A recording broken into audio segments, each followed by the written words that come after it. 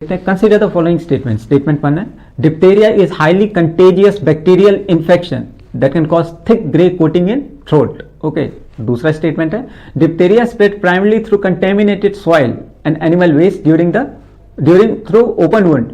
नहीं, डिप्थेरिया थोड़े ना, वो तो टेटनस होता है, राइट। तो सेकंड स्टेटमेंट तो बिल्कुल गलत है और पहला स्टेटमेंट सही है। डिप्थेरिया बैक्टीरियल भी है, हाँ, पहला स्टेटमेंट सही है। तो आपसे पूछा which of the following in respect of the above statement, which of the following is correct. Okay, तो जाहिर है जिसमें स्टेटमेंट 2 इनकरेक्ट हो तो ऑटोमेटिकली आप सी पे आ जाओगे, है ना, सॉल्यूशन सी। देखिए, diphtheria is caused by bacterium, बस नाम याद आ गया, साइनोबैक्टीरियम, है ना, which produces a toxin that leads to characteristic thick grey, एक स्यूडो मेम्ब्रेन बन जाता है यहाँ पे। Okay, in throat potentially blocking the, सांस लेने में दिक्कत, है ना। स्टेटमेंट 2 इनकरेक्ट है because it describe the transmission mode of tetanus, है ना, टेटनस वुंड से, और वो ना, not diphtheria. Diphtheria spread mainly through respiratory droplet, कोई छींक दिया, खांस दिया, है ना, तो इससे डिप्थेरिया, है ना। कफिंग या स्नीजिंग, जिसको बीमारी है वो अगर कर दिया तो जो इन्फेक्टेड है वो है। टेटनस कैसे फैलता है?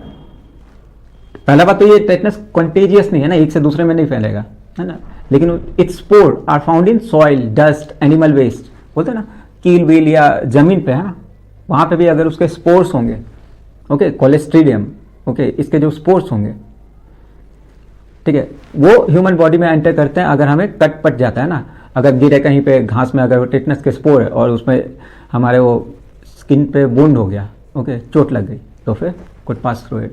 ओके, चलिए।